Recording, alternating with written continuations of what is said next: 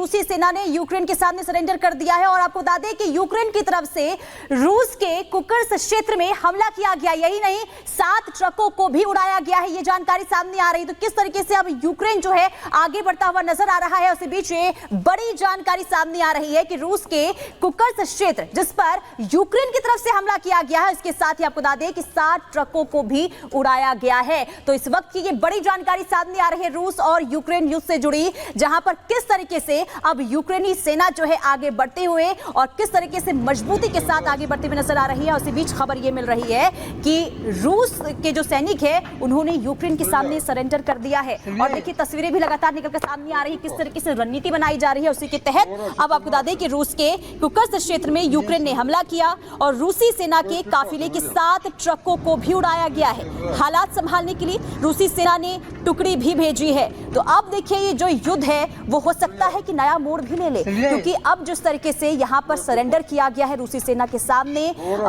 रूसी सेना ने यूक्रेन के सामने सरेंडर कर दिया है और उसके बाद अब लगातार हमले की भी तस्वीरें सामने आ रही है। रूसी सेना के काफिले के 7 ट्रकों को उड़ाया गया है। इसके अलावा हालात संभालने के लिए रूसी सेना ने अब टुकड़ी भी भेजी है और इसी से जुड़ी आपको पूरी खबर दिखाते हैं।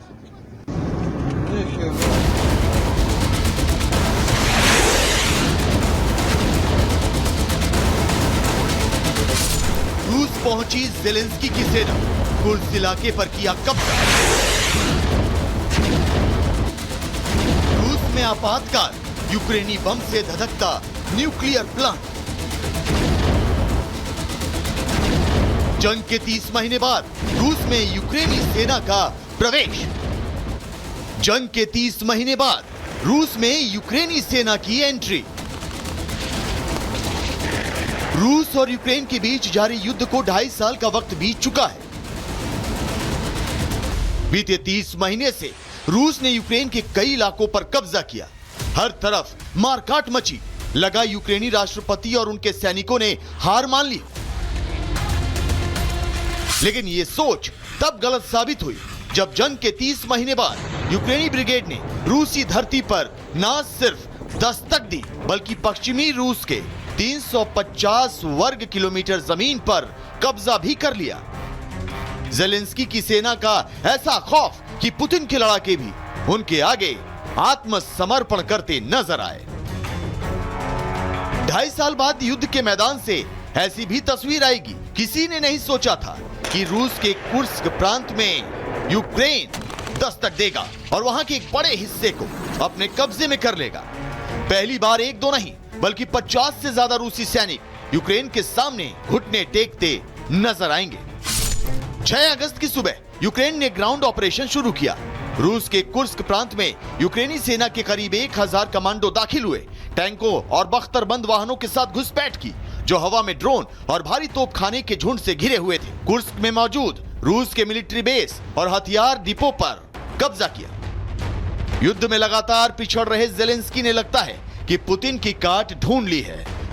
कुर्स्क के रिल्स्की जिले में यूक्रेनी फौज ने रूसी सैन्य काफिले को नष्ट कर दिया।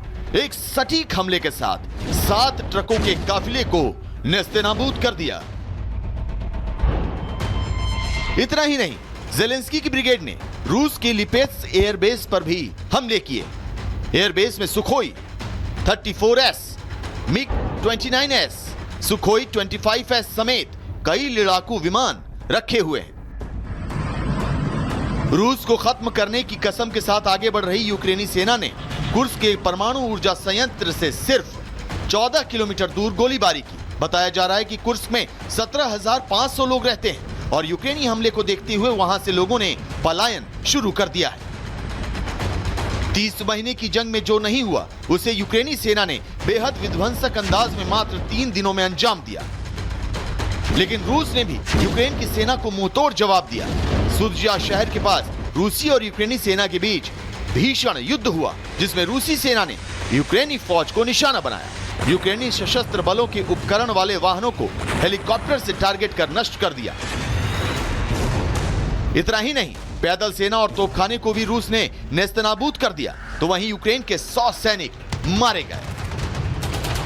यूक्रेन ने रूस के अंदर घुसकर जो गदर मचाया उसे पुतिन ने उकसाने वाली कार्रवाई बताया है।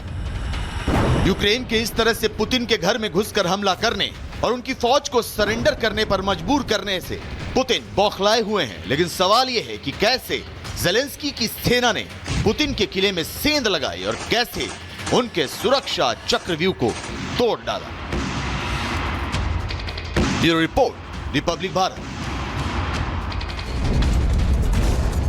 तो इस युद्ध में अब लग रहा है कि पलड़ा यूक्रेन का भारी हो गया है, क्योंकि देखिए सरेंडर रूस के सैनिकों ने किया है। जानकारी जो मिल रही है आपके सामने रख रहे हैं, टैंक और बख्तर बंद गाड़ियों से दरअसल हमला किया है ज़ेलेंस्की की सेना ने और 1000 सैनिकों ने रूस में घुसपैठ कर ली है। ये बहुत बड़ी बात है। रूस के सुज्जा शहर में भयंकर लड़ाई, भयंकर युद्ध इस वक्त चल रहा है। सुज्जा से लोगों को निकाल रहा है रूस, क्योंकि अब यूक्रेन अंदर घुस चुका है रूस के अंदर। और यूरोप में गैस की सप्लाई पर भी देखिए इसका सीधा सीधा असर होने वाला है, दिक्कत खड़ी होने वाली है यहां रूस के लिए। यूरोप में गैस की सप्लाई पर इसका असर होगा और सिर्फ यूरोप पर ही नहीं, आप समझिए कि इसका देशव्यापी, दुनियाव्यापी असर देखने को मिल सकता है। फिलहाल यूक्रेन यहां बढ़ता हुआ दिखाई दे रहा है आगे। चलिए अब आगे बढ़ते हैं और खबर इस वक्त बिहार से सामने आ रही है। बिहार के मुजफ्फरनगर में एक बड़ा धमाका होता है। उस धमाके में 5 बच्चों की जान चली जाती है। पूरी खबर आपको 1 मिनट की रिपोर्ट में दिखाते हैं।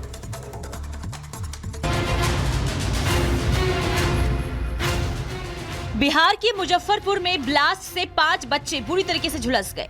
यह हादसा उस वक्त हुआ जब छोटे छोटे बच्चे बम बनाने की कोशिश कर रहे थे।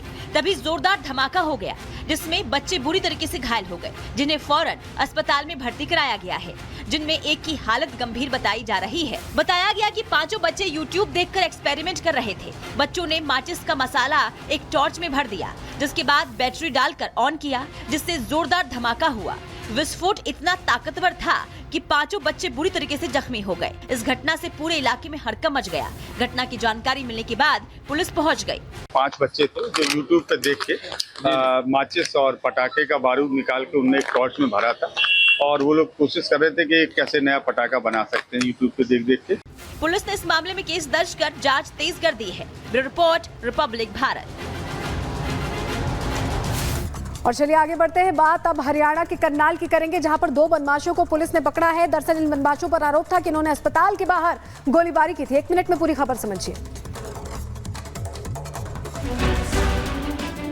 हरियाणा के करनाल में पुलिस और बदमाशों के बीच मुठभेड़ हो गई। पुलिस के मुताबिक 2 दिन पहले बदमाशों ने अस्पताल के बाहर गोलीबारी की थी, जिसके बाद पुलिस ने आरोपियों को पकड़ने के लिए सर्च ऑपरेशन चलाया। चेकिंग के दौरान दोनों बदमाश को रोकने की कोशिश की गई तो आरोपियों ने पुलिस के जवानों पर गोलीबारी शुरू कर दी। जवाबी कार्रवाई में पुलिस ने भी बदमाशों पर फायरिंग की, जिसकी वजह से एक बदमाश के पैर में गोली लग गई और वो जमीन पर गिर गया। हालांकि दूसरे बदमाश ने भागने की कोशिश की, लेकिन पुलिस ने दोनों आरोपियों को हिरासत में लिया। गोली लगने से बदमाश घायल हो गया, जिसे इलाज के लिए अस्पताल में भर्ती कराया गया। पुलिस ने आरोपियों के पास से अवैध हथियार और बाइक भी जब्त की है। पुलिस ने दोनों बदमाशों के खिलाफ केस दर्ज कर जांच शुरू कर दी है। Bureau report, Republic Bharat. चलिए आगे बढ़ते हैं। बात कर लेते हैं गोल्डन बॉय नीरज चोपड़ा की, जिन्होंने पेरिस ओलंपिक में सिल्वर मेडल जीतकर इतिहास रच दिया है और उनकी जीत से पूरे देश में खुशी का माहौल देखने को मिल रहा है। दिखाते हैं आपको 1 मिनट की रिपोर्ट में पूरी खबर। भारतीय जेवलिन थ्रोअर नीरज चोपड़ा ने पेरिस ओलंपिक में सिल्वर मेडल जीता है। 26 साल के नीरज ने दूसरे प्रयास में सीजन बेस्ट 89.45 स्कोर किया। वहीं पाकिस्तान के अरशद नदीम ने गोल्ड मेडल हासिल किया है। उन्होंने 92.97 मीटर भाला फेंका। अरशद ने ओलंपिक रिकॉर्ड बनाया।